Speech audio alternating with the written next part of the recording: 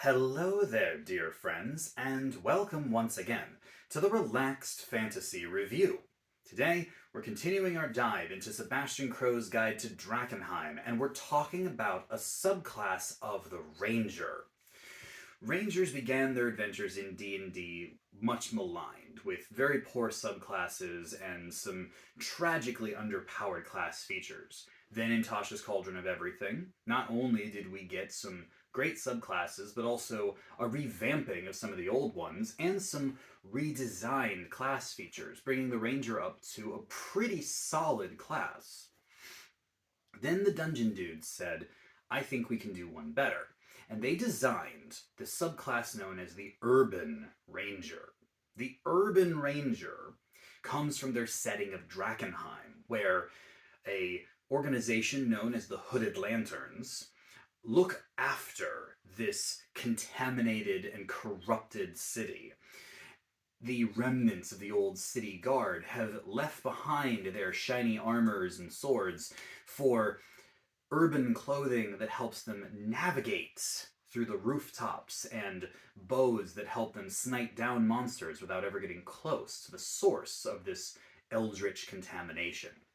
We'll get into the details of the subclass in just a moment, but before we do, I'd like to let you know Relaxed Fantasy Review has memberships. For just $1 a month, you can support me here on YouTube and get a couple benefits.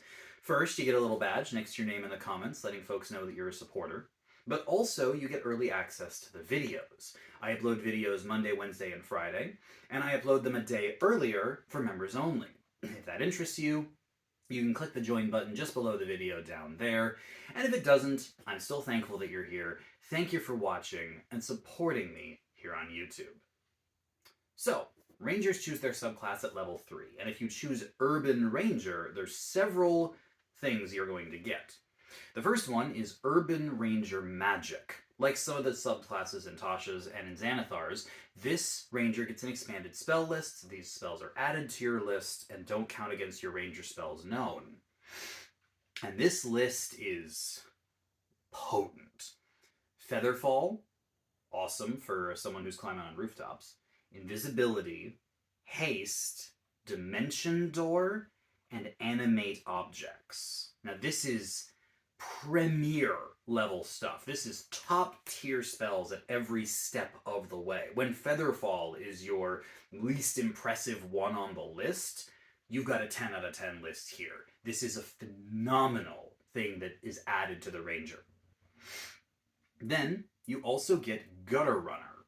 Gutter Runner gives you a climbing speed equal to your walking speed, and it gives you expertise in athletics and acrobatics, which is really nice considering Rangers already get an expertise using the rules in Tasha's. So this makes them 3 expertises at level 3.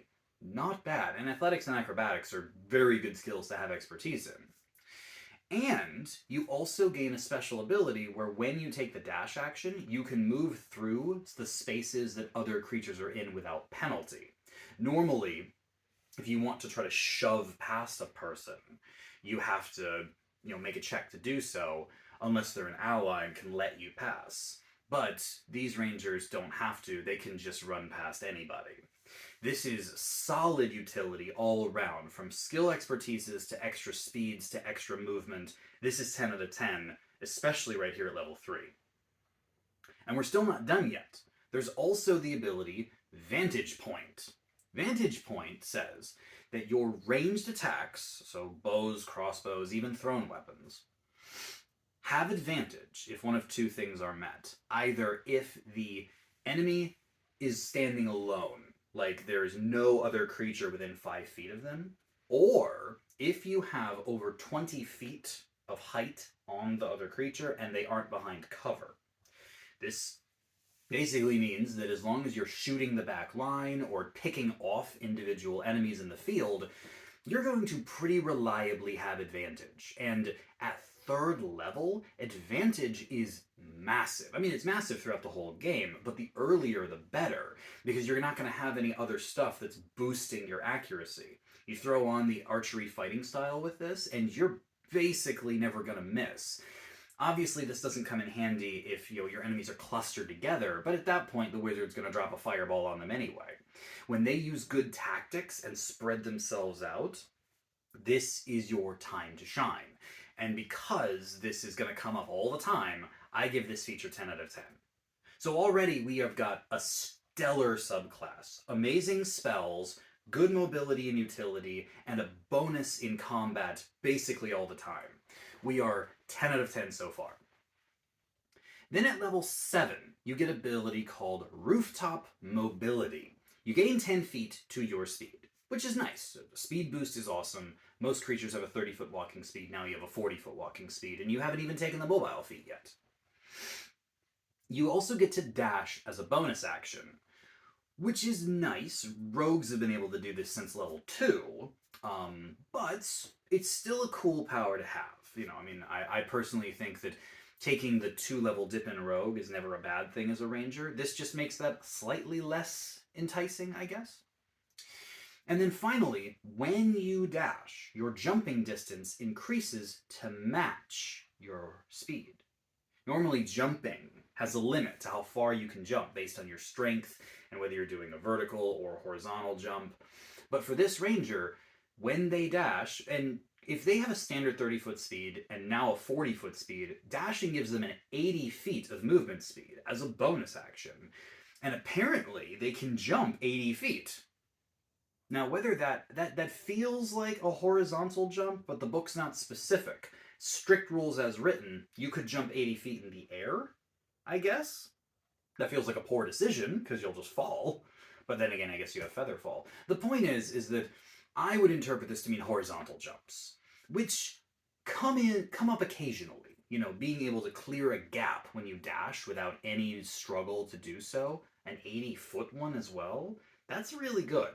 And I think that given the fact that I normally don't care about jumping, I think that it's a mechanic that's severely underutilized in D&D, but dashing as a bonus action and extra speed merit this an 8 out of 10 at least. It's still good stuff, just not as powerful as what's come before it. Now, the next thing you're going to get at level 11, Perfect Position. Perfect Position powers up your vantage point ability, where you get advantage on a creature that you're shooting when they're standing alone or when you are above them. It also adds extra damage, 2d6 damage to the shots, and allows you to crit on a 19 or 20. So now you're going to have advantage, do extra damage, and crit easier, as long as you're shooting enemies that stand alone or have advantage point over them. In Drakenheim, that's not hard to get. And shooting, creatures that aren't standing close to each other, having enemies bunch up together becomes worse and worse for the enemies the higher level you get. At this point, wizards are slinging out, 6-level spells and easily dropping, 5th level fireballs, Cone of Cold, Synaptic Static on groups of enemies. They want to be spread out, and you are the absolute antithesis to that, making sure that spreading out costs them dearly. I give this one a 9 out of 10. And then finally at level 15, Sitting Duck. This one sounds amazing. Basically, if you hit a creature with an attack after they haven't moved on the last turn, your attack automatically crits. Now, let's think about this just for a moment. A creature has to not move. So that would mean that any rogue that's using steady aim, any tabaxi who's trying to regain their feline agility, or even potentially a creature who's affected by Tasha's Mind Whip or slow, who has to choose between movement and action, they can't move. These situations come up somewhat frequently, and you get to automatically crit these creatures. But the problem I'm having with this, again, it sounds incredible, and in lots of cases it will be, but there's a bit of anti-synergy here, and it has to do with the vantage point power. Vantage point grants you advantage when you fire at a creature who has no one within 5 feet of them. It's almost like the anti-sneak attack, because you don't want your ally standing next to the enemy.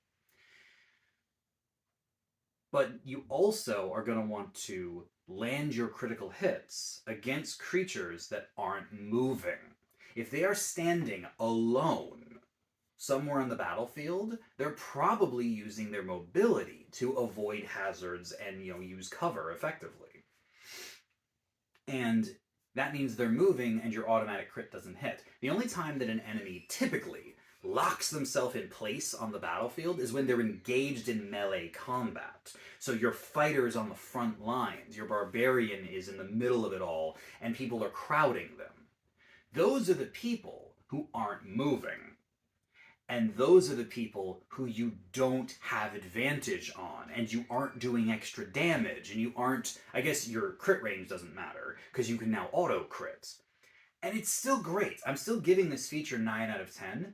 It just slightly anti-synergizes with Vantage Point, because the creatures that are usually locked down in combat are usually next to your allies, which means you lose your Vantage Point and your perfect position powers, and you're swapping them for this sitting duck ability. Granted, now you're getting something like, to hit people that are in melee combats, which you didn't before. Vantage Point only worked on creatures that were standing alone. But I still think that the anti-synergy merits the sitting duck a 9 out of 10, instead of just breaking the subclass. Overall, the Urban Ranger is still a 9 out of 10. A 3-level dip into Ranger has never looked better. Like, you talk about the Gloomstalker with their Umbral Sight power. That's an amazing 3-level dip into Ranger. 5 levels if you want extra attack, whatever. That's cool. But this 3-level dip into Urban Ranger looks absolutely phenomenal for, the extra speed, the advantage on attacks. It's really, really good stuff. Like, this is the kind of Ranger you dip into and then start going rogue to grab yourself sneak attack. I think that it's phenomenally strong and well deserving of the 9 out of 10. And it may well have gotten the 10 out of 10 if its mid-level features weren't a little bit underwhelming. I think it's all good. 9 out of 10. This has been the Relaxed Fantasy Review. If you enjoyed the video, please like and subscribe down below. Have a look for the join button down there, as well as a link to Ghostfired Games. They're the publishers who put out Sebastian Crow's Guide to Drakkenheim, written by the Dungeon Dudes, my fellow YouTubers, and I highly suggest you check their channel as well as this book out for yourself. Have a good one, my friends.